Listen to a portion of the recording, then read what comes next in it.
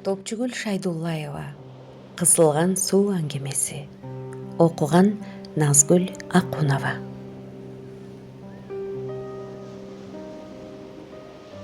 Төртүнчү кабатта жашаган кемпирди таң атпай адатынча суунун шуулдагы ойготту.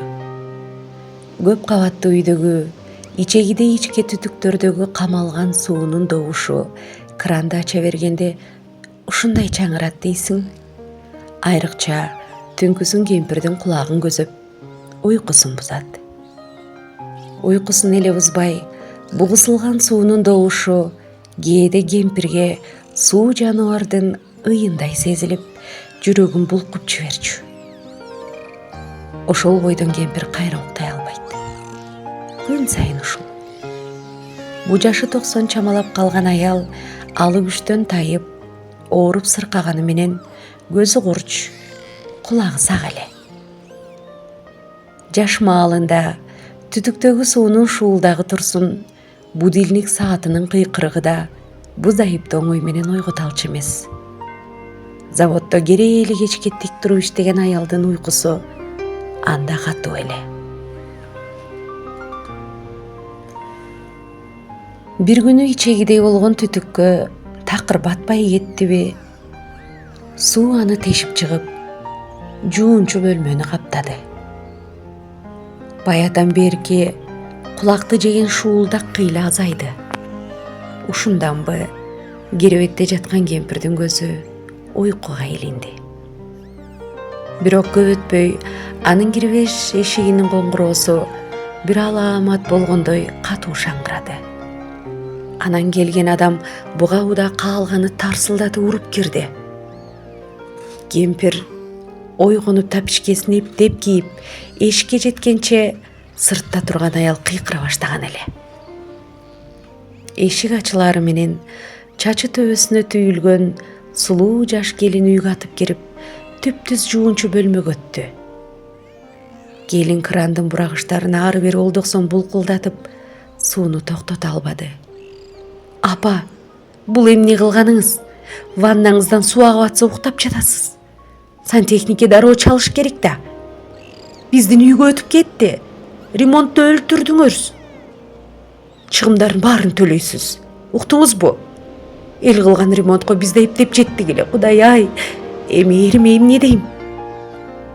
Кемпирди карап чаңырып алган келин колундагы телефон менен кимгедир бирөөлөргө улам чалып чакырып, жаны жай таппай ары бери баса берди. Баятан үнсөзсүз буй салган келинди тиктеп турган кемпир таягына сүйөнгөн тейде ага жакын келип, жүзүнө токтоо үңүлдү. Ушулда көйгөйбү кызым? Өзүңдү мынча кыйнап атасың. Суу эмне? Акса агыптыр, акпай жүргөн суубу?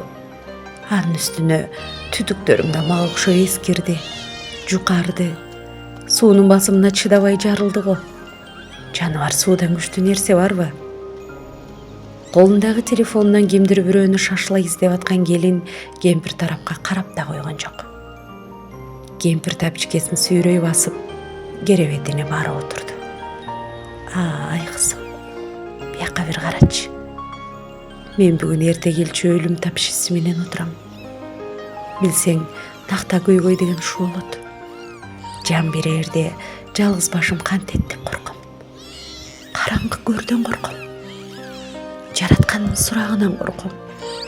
Сен болсо кызым, кайдагы бир ремонт айтасың.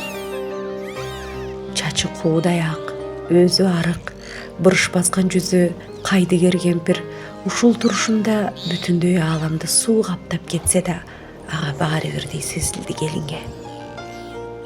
Кантсе да бул сөзгө баятан кыйсыпыр болуп аткан жаш келин кыйла сестене түштү. Кошуна кемпирдин мынчалык картаң экенин билген да эмес. Дагы мунун айткан сөздөрүн кара, жүрөктү түшүрүп. Эми бул кошунасынан бузулган ремонттун чыгымын өндүрүп алаары таптакыр күмөн. Бул турушунда төлөйт дейсиңби? Келин кайрадан ар кайсы жакка телефон чалып кирди. Мен кызым, өзүм да ушул түтүктөгү суудай кысылып, жарылайын деп отурам. Терезеге мұңайым көз таштаған кемпір кайрадан келинди карап сөзүн улады. Кээде буулугуп кеткенде терезеден секирип эле өлүп алгым келет. Кемпирдин добушу каргылдана пас чыкты. Келин телефон менен сүйлөшүп аткан, анын акыркы сөздөрүн укпады. Анан эле аткан бойдон үйдөн чыгып, чымын куюн тептен ылдый түшүп кетти. Бир аздан соң кемпирдин тешилген түтүгүнөн сызылып аткан суу дагы токтоду. Жертөлөдөн бул үйгө келчү сууну жаап коюшкан эле. Кемпир ичер суусуз калды.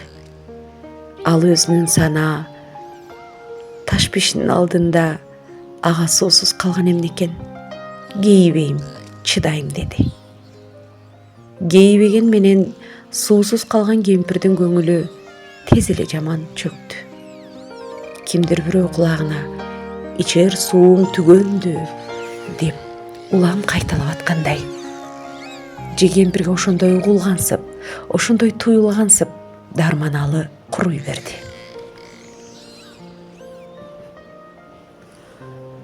Аны суу гана кармап, суу ага ээн үйдө шерик болуп, дем күч берип жүргөнүнөн, сууга алаксып, ары бери кыймылдап күн кечирип жүргөнүн кемпир эми сезди. Чайнегинде калган бир тике суусун урдап коюп, небересин Зарыга күттү. Ал телефондон 1-2 күндө барып түтүгүңдү оңдойм деген.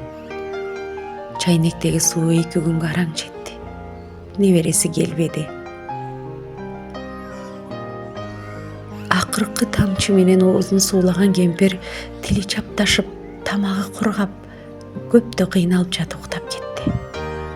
Түшүндө айылды тең жарып аккан чоң дайра кирди. Ал көп жылдардан бери мындай таштан ташка секирип, эркелеп, ойноп аккан сууну көрө элек болчу.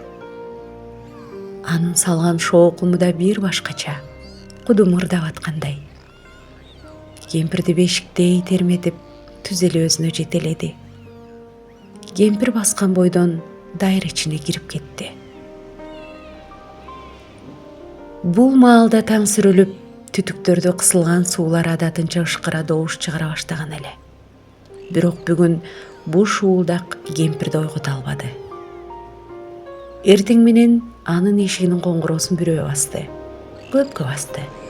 Анан такылдатты. Бул мен, кошунаңызмын деп кыйкырып да көрдү. Эч ким ачпады. Эшик сыртында бир чака толуу суу көтөрүп, ылдыйкы кошуна келин турду. Жалгыз бой кемпирдин суусуз калганын келин кечеи кечинде 2 күндөн кийин гана эстеген эле. Үйүнүн тамчы өткөн жерлерин оңдодом деп жүрүп, анын колу да, ою да бошогон эмес.